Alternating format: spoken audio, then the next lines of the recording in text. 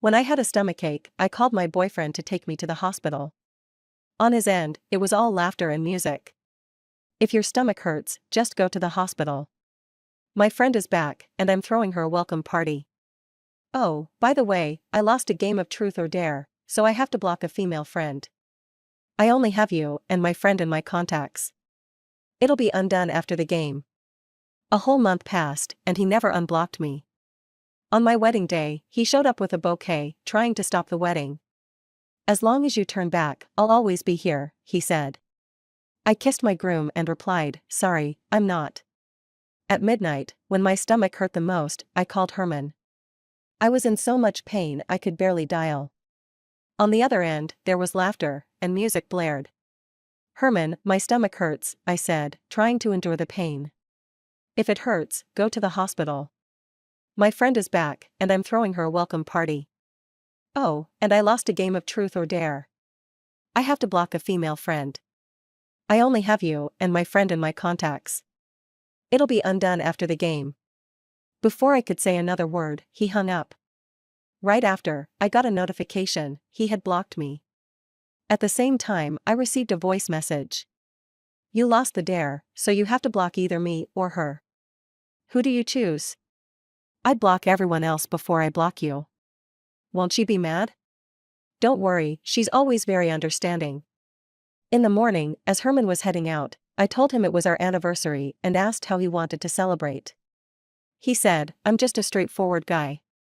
I don't know. You decide. But just minutes after he left, I received a friend request from his friend. She said, do you know why I chose today to come back? Because I wanted to see how much I mean to him. I accepted her request and told her I believed in my relationship with Herman. She laughed at me and said I was pathetic. And she was right. The love I cherished was nothing more than a way for someone else to test their importance. And I lost. I forced myself up, staggering downstairs. Just as I reached the bus stop, I collapsed. When I woke up, I was in a hospital bed. A man was sitting by my side, peeling an apple. Did you save me? I asked. Then I realized it was a stupid question, there was no one else here but him. He looked up, and our eyes met. It was Jacob. I had met him once before, but that time, he was drunk. He probably didn't remember me, but I remembered him. I worked in the marketing department, and I had to remember the faces of every higher-up. Eat your breakfast, he said. He sat closer and opened a container of porridge. I tried to take it myself, but I noticed the four in my hand. I had no choice but to let Jacob feed me. After breakfast, he threw away the trash. Get some sleep, he said. I shook my head. Where's my phone? Jacob glanced at me, then handed it over. I immediately checked. I called Herman first, still blocked. All my contact methods had been blocked. But his friend had sent me many messages. The most glaring one was a photo of her and Herman. She was nestled in his arms, and he was holding her close. It looked like yesterday was their anniversary, not mine. He still takes such good care of me. He knows I have stomach issues and wouldn't let me drink. He drank so much he threw up, so sweet. I told him I liked a new designer bag. He bought it without even blinking. Who says he doesn't understand women? He clearly does. Herman and I were not only a couple, we were also colleagues. He was the manager, and I was his secretary. During business trips, he always arranged for us to stay together. He told me he couldn't drink, so I always drank for him. That's how my stomach got ruined. Turns out, it wasn't that he couldn't drink, he just didn't want to drink for me. I didn't even have time to grieve before another photo arrived. In it, Arlene was lying in Herman's arms, completely unclothed. Sorry, we both drank too much last night. When we woke up, this had already happened. I trembled, struggling to breathe. While I had been fighting for my life, they had been having the time of theirs. Tears slid down my face. I desperately searched for any sign the image was fake, but there was none. Herman was sound asleep in the picture, wearing the necklace I had given him. Stop looking at that.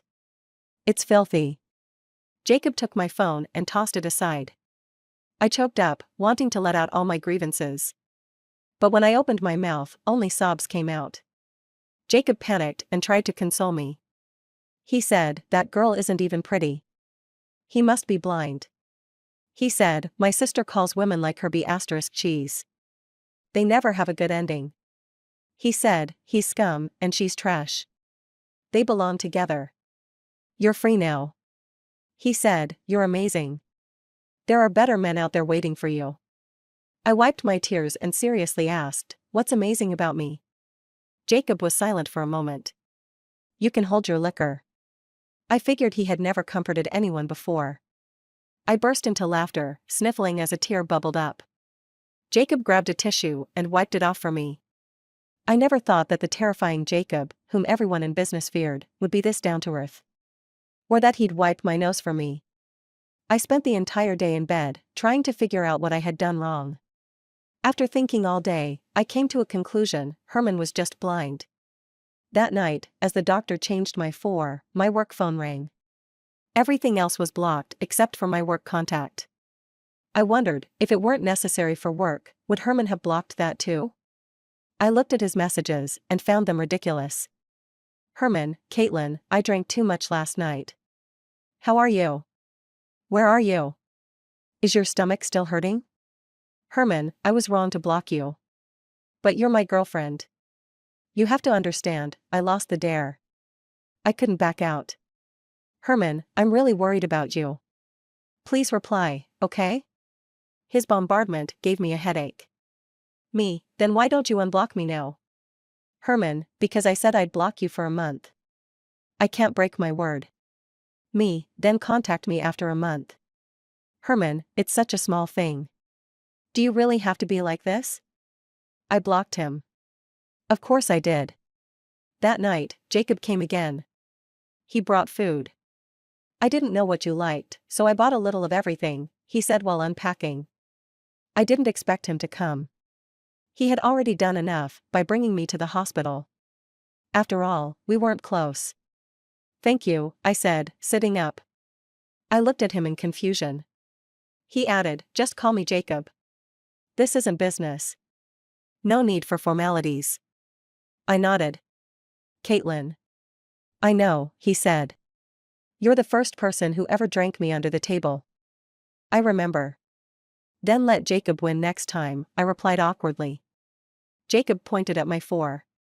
"Get your stomach better first." The next day, a colleague messaged me. Herman had reassigned all my work to the new girl, Arlene. Arlene had asked to transfer me to sales, and Herman had approved it. I wasn't even surprised. Since Arlene made her move, it's clear she wants to take everything that belongs to me. Even though the marketing and sales departments don't have a strict line between them, a transfer means all the effort I put in would go to waste. And then, I got another provocation from Arlene. "I told him I wanted to join your company, and he immediately arranged a position for me. He said we'd been apart for too long, and now he wants us to be closer."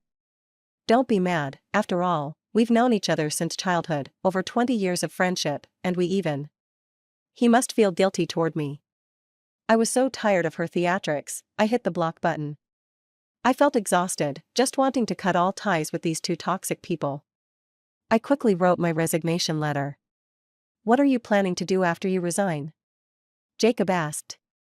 I joked from my hospital bed, "Do you have a position available at your place?" "We do," Jacob answered seriously. "Are you kidding?" I didn't believe him. Jacob smiled. "My mentor told me about a student named Caitlin, very capable. He emailed her an invitation to study abroad, but she didn't go." It was the first time I really looked at Jacob, and his eyes were full of sincerity. I remembered when I was in college, I wanted to go abroad for further studies. There was a program where as long as your academic papers qualified, you could go. I eagerly sent an email to my favorite professor, but in the end, I never got a reply. The person who showed me the email was Herman. The person who went abroad was Arlene. I snapped back to the present and realized Jacob was wiping the blood from my lips. I had been so worked up that I bit my lip. The next day, I finished the handover at my old company and saw Jacob's car parked downstairs. At the same time, I got a WeChat message from him, "Get in the car, let's talk about your new job." I was about to walk over when someone blocked my path. Since I was just doing the handover, I was dressed casually. Arlene sized me up with a smirk on her face. She probably knew I had resigned by now. Although moving to the sales department puts you farther away from him, resigning like this isn't very smart. He's been too busy with our travels to comfort you. Our big adventure rule is to block someone for a month, so don't hold any illusions. Arlene's face wore a victorious smile. If this were before, I would have argued with her or cried, but now, I just found her childish. Tell him he doesn't need to comfort me. As I said that, I turned to leave, but then stopped and added, by the way, don't worry about me trying to steal him from you. I don't take second-hand goods. I opened Jacob's car door and sat down. As the car drove off, I saw Arlene holding up her phone, the flash going off in the rearview mirror. I knew exactly what she was trying to do, and I was looking forward to it. I officially started working at Jacob's company. The reason? He offered a generous salary. Plus, it didn't matter where I went, with him, I could also return the favor. After all, he didn't invite me to work with him out of pity, but because he valued my skills. I thought I'd be heartbroken and depressed for a long time. In reality, I didn't even have time to feel sad. Jacob had me working, and working. I didn't even have time to meditate. Every day, I'd come home and crash into bed, only to be woken up by his phone call the next morning. The first time I went out with Jacob for a business deal, I took some stomach medicine beforehand, just like I always did for business meetings. I prepared myself for a full round of drinking, but Jacob never even handed me a glass. It was the first time I realized that business deals could be made without alcohol. After signing the contract, I was still in a daze. Jacob couldn't help but laugh softly. As for alcohol, if you can avoid it, then don't touch it. Our goal is win-win cooperation, not drinking. I nodded vigorously. In my mind, I cursed my past self for being so foolish. Herman never cared about how to negotiate with business partners.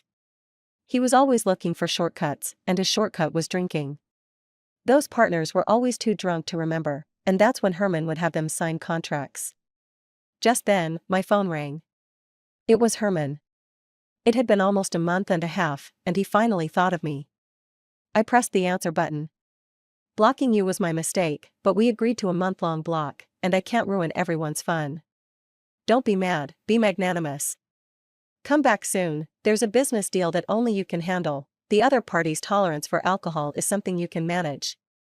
You know, I can't do it without you. I prepared a proposal. If you help me close this deal, I'll propose to you. Jacob asked me if I was going. I nodded. Of course, I was going. I wanted to see how Herman and Arlene would be the ones who ended up getting humiliated. The next day, I arrived at the meeting place. Herman and Arlene were standing together. When they saw me, Herman quickly stepped forward. I calmly avoided him. He was so disgusting, I didn't want him anywhere near me. You've come, so let's forget everything from before. Help me close this deal, and I won't blame you for secretly moving out and blocking my work calls, Herman said. He didn't seem to notice anything unusual about my behavior. How laughable. What face does he have to blame me? Is it because of his thick skin or because he's just that trashy? Is that so? Well, I won't blame you for ignoring me when I was having stomach pain and almost died on the side of the road, and you still blocked me. I pretended to be generous, too. Herman's smile froze on his face. Arlene furrowed her brows. Are you joking? You look perfectly fine now. If you're lying to Herman about being blocked, then that's on you. He lost a game with us, and before the block, he already explained it to you. You shouldn't be so unreasonable. You're going to spend the rest of your life with him, and you can't even understand this small thing. What will you do when something big happens? Arlene's tone was dripping with sarcasm. Herman's face, which had shown a hint of guilt, immediately disappeared, and after hearing Arlene's words, he nodded like crazy. Yeah, I wasn't unreasonable when I blocked you. And anyway, with stomach issues, why come to me? You should have gone to a doctor, Herman said. He paused and added, all right, whether or not you're telling the truth, I'm just glad you're okay. If you're still upset, help me close this deal, and I'll make it up to you. Herman moved to put his arm around me, but I stepped back 2 paces. You guys have misunderstood. I never said I'd help you close the deal, I feigned surprise. What I said yesterday was ambiguous, I never agreed to help them. I only said, I'll come. Herman and Arlene's faces immediately changed. What are you talking about? I promised I'd propose if you helped close this deal. Don't throw a tantrum. Let's go, don't keep the other party waiting. Or, if you have any requests, let me know. I'll do my best to fulfill them, Herman urged. I crossed my arms and looked at him mockingly. I don't need anything from you. With that, I turned and walked away without looking back. Do nothing, just wait for my revenge. After I left, Herman had no choice but to take Arlene to meet the other party. But things wouldn't go as smoothly for them, would they? As soon as they stepped inside, the first thing they saw was several large crates of alcohol, all with an alcohol content of over 50%. Kent, we're here to do business. How are we supposed to negotiate after drinking so much? Herman looked at all the alcohol, clearly uneasy. Kent scoffed. Isn't this how we always do business? Drink first, drink until we're happy, then we talk business. Herman had no choice but to sit down, gritting his teeth. Arlene, on the other hand, remained perfectly composed. But she soon regretted it. With Herman's drinking capacity, he was out cold after just half a bottle. Kent pointed at her. He's down. You drink with me. Arlene had no choice but to pick up her glass and down it in one go. One glass wasn't enough. Kent kept pouring. Arlene couldn't handle any more and tried to wake Herman up for help. Glass after glass, bottle after bottle, the two of them ended up collapsed on the floor. Watching their sorry state, I was reminded of my past self. Back then, when I went out to negotiate deals with Herman, it was always the same. He knew I could hold my liquor, so he never shielded me from drinking. I often drank until I was completely wasted. But he seemed to forget, the only reason I built up my alcohol tolerance was because every time we went out, he never stepped in to help me. He even told me that since I'd be attending a lot of social events with him in the future, I needed to learn how to drink so he wouldn't have to worry about me. And I actually believed him.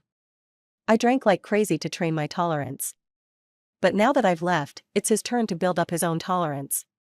When I snapped back to reality, Kent was already standing in front of my table. I quickly shut off the computer monitor and took out the contract I had prepared in advance. Pleasure doing business. Pleasure doing business. We signed our names. After my call with Herman yesterday, I had immediately contacted Kent and offered him a better deal. Today, Kent never had any intention of working with Herman. Even if Herman drank himself to death, Kent still wouldn't have signed with him. That evening, Jacob invited me to dinner. Feeling better now? Thank you for giving me so much authority. Otherwise, I wouldn't have been able to make Kent drop Herman and choose me instead. I sincerely thanked him. Save your thanks until you've settled everything, he said. I nodded. The next day, Herman called me again. Bring some hangover medicine. I drank too much yesterday. Are you satisfied now? If you've calmed down, just come back. I won't blame you. I admit I didn't care for you enough before. Herman's tone was as arrogant as ever. I took a moment to curl my hair before replying. Don't you get it yet? We're over, Herman. I'm officially breaking up with you. There was a pause on the other end, then a low chuckle. Enough with the tantrum. I'm giving you an easy way out. Just take it. Come take care of me, and we can go back to how things used to be. I wondered how I had once loved him so much that he felt entitled to treat me like this. Did you forget? When you gave up on studying abroad and fell into a slump, I was the one who stayed by your side. We've been through so much together. Even though you didn't help me secure the deal, I still bought a ring. All right, I'll come over. I interrupted him. I did need to see him, there were things I needed to take back. When I arrived at Herman's place, the whole place was a mess. The coffee table was covered in dust, and the kitchen reeked of mold. I frowned immediately. Back when I was here, I kept everything spotless. I'd deep clean the place every few days, making sure there wasn't a speck of dust. Judging by the state of things, he hadn't cleaned since I left. I pushed open the bedroom door, and the stench of vomit and alcohol hit me like a punch to the face. I gagged, almost retching, before forcing myself to step inside. Herman was lying on the bed, a trash bin beside him reeking with filth. I kicked it aside, the noise making Herman stir and open his eyes slightly. "I knew you'd come." He smirked. I placed the hangover medicine and a glass of water on the nightstand. He lifted his arm slightly, expecting me to help him up. I didn't move. Herman sighed and propped himself up on his own. "Heartless," he muttered before taking the medicine and drinking some water. I rolled my eyes internally. "Do you even realize how disgusting you are right now? I need to use your computer for something," I said. Herman nodded. "It's in the usual place." "Go ahead." "I'm hungry, make me dinner when you're done." I didn't respond and went to find his computer. Herman probably thought I was just sulking. If it weren't for needing an excuse to come here and retrieve evidence, I wouldn't have even brought him medicine. Make him dinner? In his dreams. It didn't take long to find what I was looking for in Herman's emails. A chat record from 3 years ago. The email that should have been mine, Herman had forwarded it to Arlene. And there it was, my old email account from 3 years ago. I remembered how, back then, I never received my professor's invitation letter. I had been devastated and depressed for a long time. Herman had stayed by my side, comforting me. Later, when everyone started job hunting, Herman encouraged me to do the same. At the same time, my email account had been hacked. No matter what I did, I couldn't recover it. Herman had consoled me briefly before helping me register a new one. Snapping out of my thoughts, I realized my hands were trembling with anger. I quickly took photos as evidence and shut down the computer. Before leaving, I took all the food from the fridge and tossed it in the trash. Let him starve. He deserved it. Holding the evidence in my hands, I couldn't suppress my excitement. A car pulled up in front of me. Jacob had come to pick me up. "I want to go to the police," I said. Jacob shook his head. "Not yet. Herman and Arlene have put you through hell. If we only get them arrested, they'll suffer physically, but their souls won't. We need to strike where it really hurts." The look in his eyes was completely different from his usual gentle demeanor. "You seem to hate Herman more than I do," I mused. "But I'm the one who suffered." At a red light, Jacob turned his head slightly and looked at me. He said, "He took away the one thing I treasured most." Herman's sudden phone call interrupted our conversation. "Where the hell did you go? You didn't make me dinner." There was a mix of anger and grievance in his voice. I couldn't help but laugh. "I told you, we broke up. Why would I cook for you?" With that, I hung up. There was no point wasting words on a self-absorbed jerk like him. But even after I hung up, he kept calling again and again, the incessant ringing giving me a headache. In the end, I blocked his number. I already had the evidence I needed, there was no reason to keep entangling myself with him. Rumors about me started circulating at my old company over the past couple of days. I only found out through former colleagues. Arlene accidentally posted a photo on Instagram. It was the moment I was sitting in Jacob's car that day. Just as the gossip about me sleeping with an older man reached its peak, Herman called me. I had already blocked his previous number, so this was a new one. "Caitlin, there's a limit to how long you can stay mad. If you really slept with that old man, there's no going back for us." "We already can't go back," I said. "That night during Truth or Dare, where were you?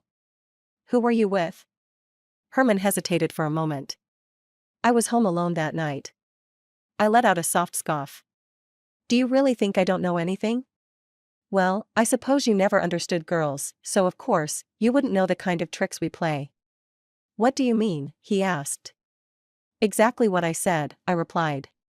After I hung up the phone, I sat at my desk and rubbed my temples hard.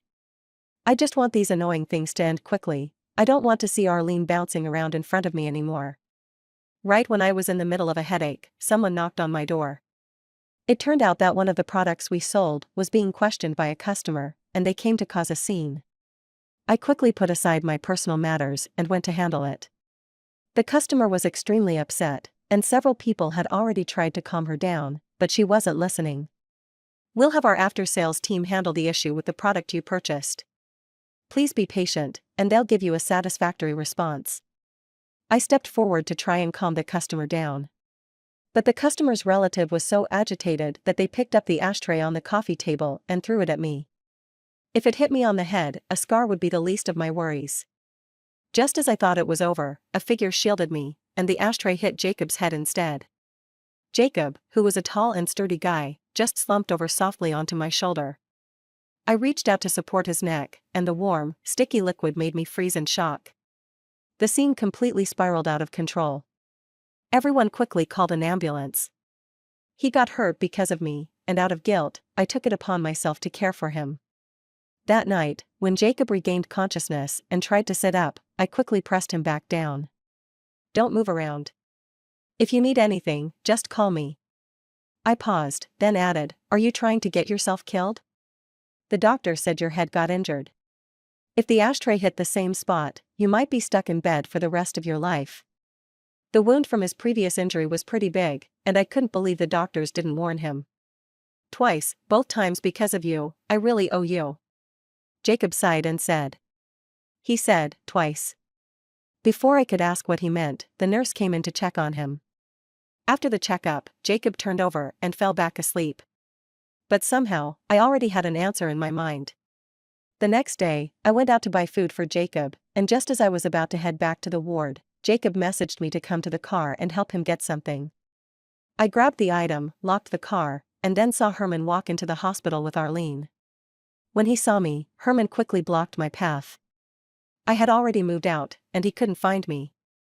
He'd called, but I blocked him, so meeting me here today, I knew he wouldn't let me go so easily. What are you doing in the hospital? And this car, is it your old man's? He asked. I raised my hand and slapped him across the face. You've got a filthy mind, don't assume everyone else is just as disgusting. Arlene stepped forward, gently touching Herman's half-face, where I had slapped him. This is the same car I saw the other day. That old man must be in bad shape, and she's here taking care of him, Arlene implied. And you too? What are you doing at the hospital, a checkup for your pregnancy? I said. Arlene's face instantly changed, and Herman quickly shook his head. No, that's not it. She's just got a stomach ache. I nodded thoughtfully. I was just joking, why are you so nervous? With that, I lifted my foot and walked into the ward. Herman tried to follow, but Arlene pretended her stomach hurt, and Herman stopped to help her back. See? In the end, he still chose his friend. He doesn't like me as much as he claims. But fate has a funny way of working. Arlene was admitted to the hospital and just happened to be in the room next to ours. The walls were so thin I could hear their argument clearly. You're daydreaming if you think you and Caitlin could be together.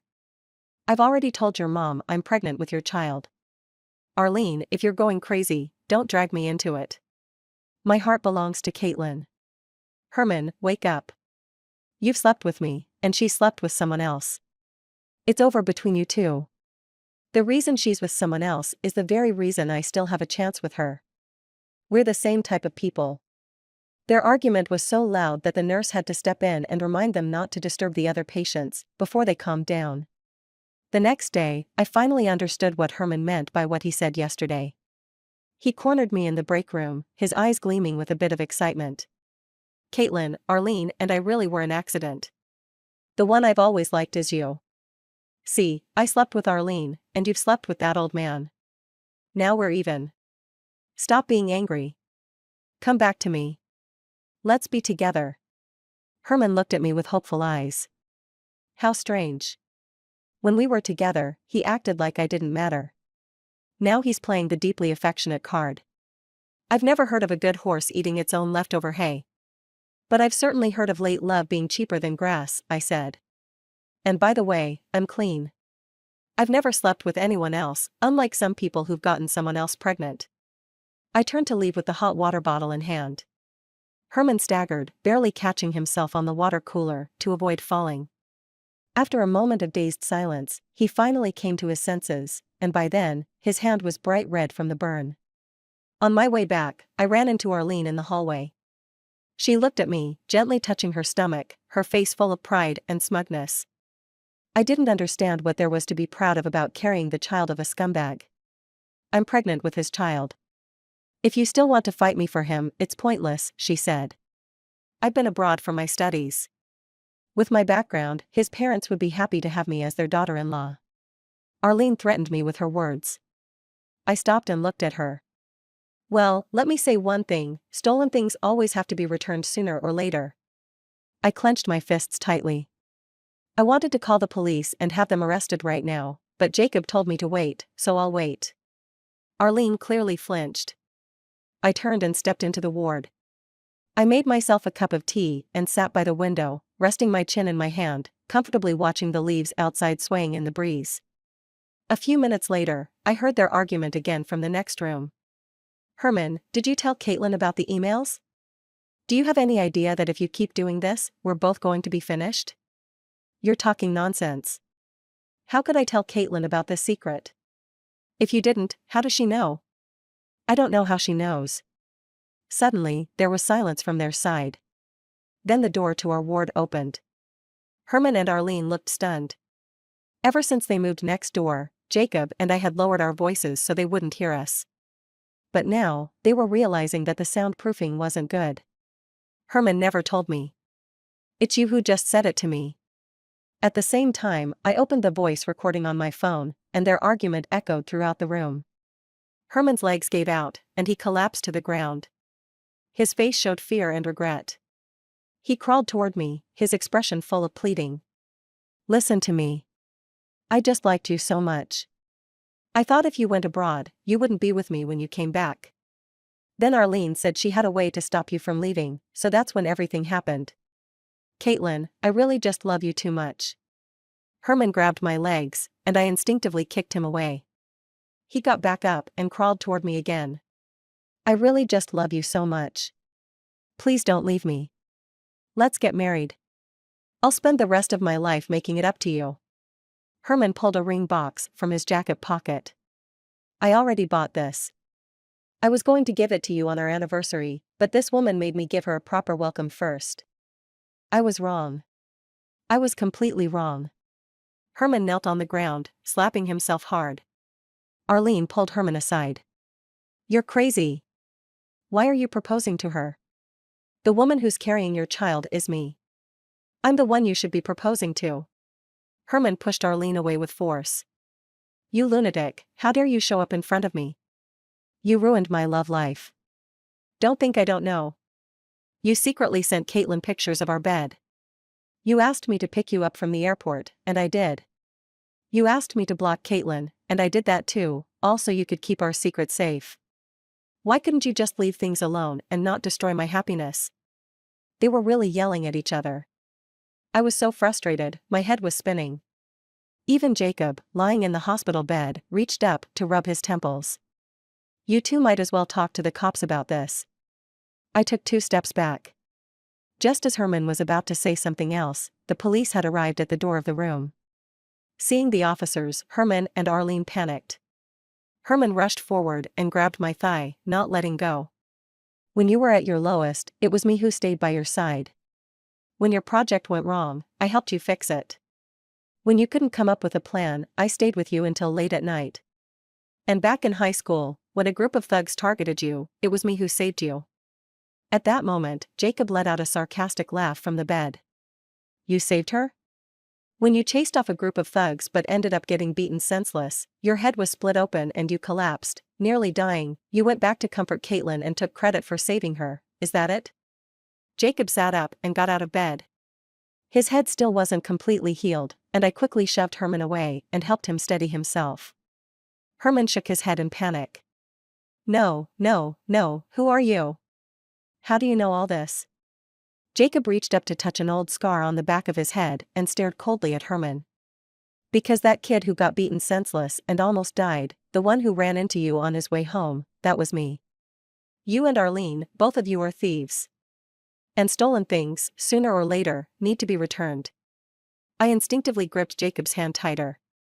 I had suspected the truth all along, but hearing him say it out loud still shocked me. I wasn't the best student, but I wasn't bad-looking. When I was young, my family didn't have much, and I had to walk a long way home in the dark. Back then, there were no surveillance cameras and no street lights. Because I was pretty, I was targeted by a group of thugs. That night, after evening study, I was followed all the way home until I met a boy wearing the same school uniform as mine. I begged him to help me, and without saying a word, he took off his baseball cap and put it over my head. Then they fought.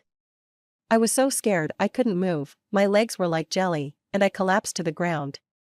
Through my blurred vision, I saw one of the thugs hit the boy in the head with a stick. I thought he must be in pain, and I prayed that he would be okay. Later, the boy came back to me and told me he was fine, and he'd walk me home. On the way, he told me his name was Herman.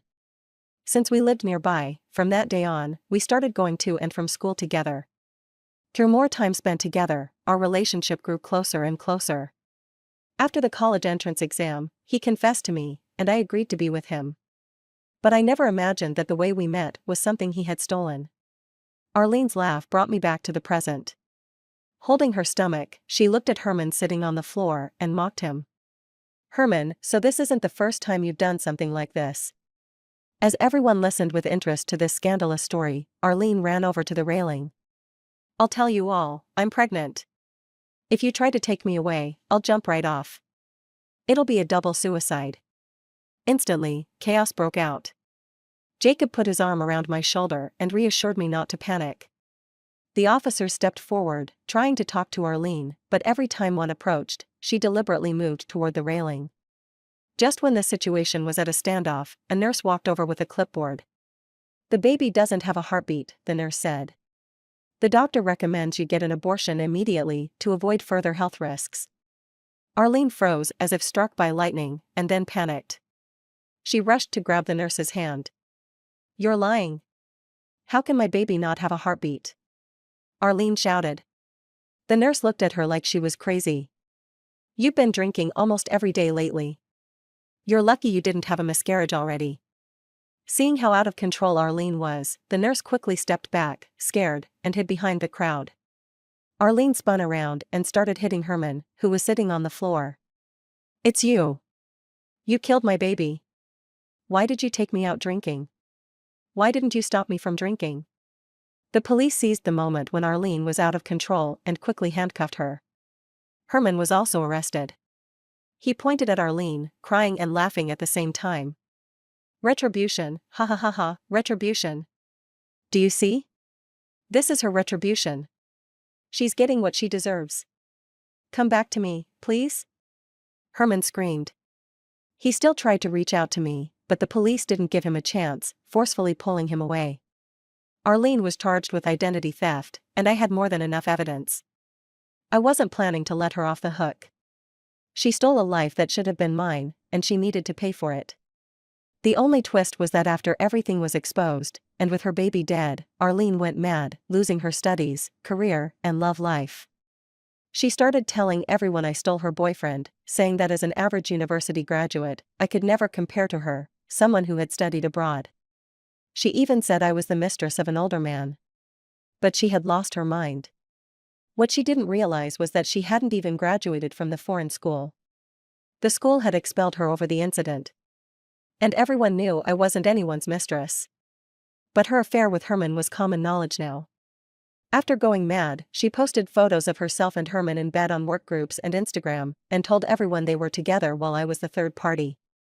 As for Herman, he believed that if he admitted his mistakes and turned over a new leaf, I would come back to him. So, he confessed to all his crimes. When he went to prison, he asked me to visit him, but I was too busy. Jacob had been discharged from the hospital, and I had to be with him. With things finally winding down, Jacob and I went back to work at the company. He had accumulated so much work during his hospital stay. We worked non-stop for over half a month, and both of us were completely exhausted. We're finally done. You can take a good rest now, Jacob said as we walked out of the company. I nodded. You too. After that, we both fell into a silence. Actually, when Herman's identity theft was exposed, we should have sat down to talk about everything, but we had been buried in work.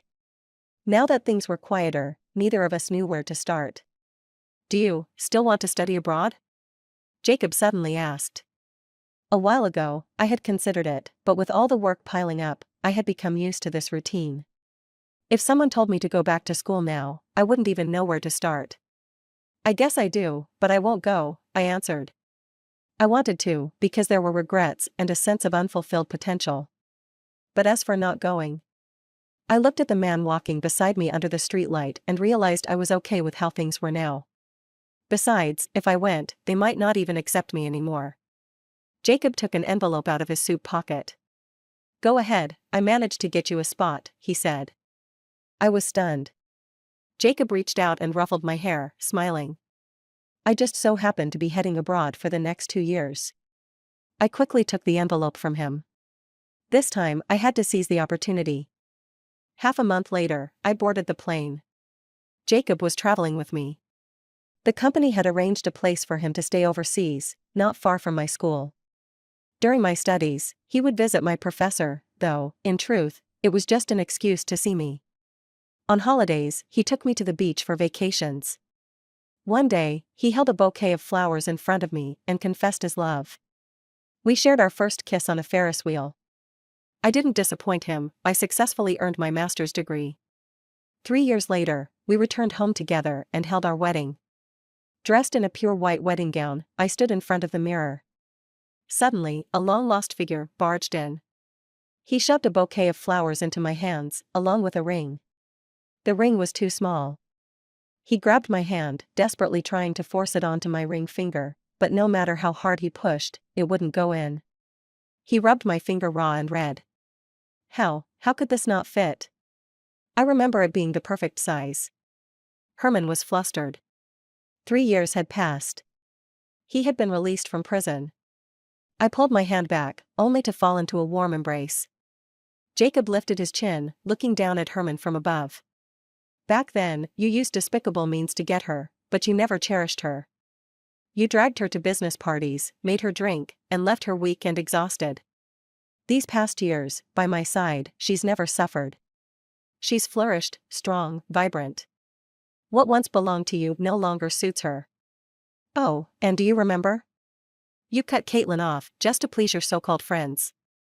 She collapsed on the street from a stomach ulcer and nearly died. That was the day I found her again. You were the one who pushed her away. Don't come crawling back now, groveling at her feet." Herman clutched his head in regret. "Caitlin.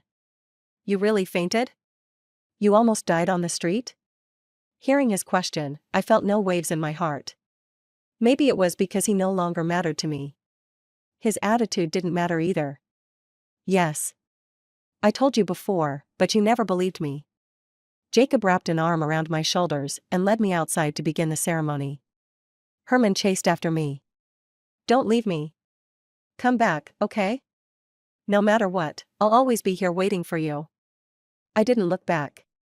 Instead, I firmly held Jacob's hand. "Sorry, I'm not here anymore." He didn't follow me this time. Instead, he laughed and cried hysterically until security dragged him out. Later, I heard that Herman had lost his mind. He bought a doll and named it Caitlin, his wife. He even planned to marry it. The ring he never got to put on my finger, he slipped it onto the doll's hand. One day, we happened to pass each other on the street. He dropped the doll. The ring rolled into traffic. He chased after Jacob and me, running after our car. But no matter how fast a person runs, they can never catch up to a moving car. Just like leaves can never catch up to the wind. He would never catch me again. The end.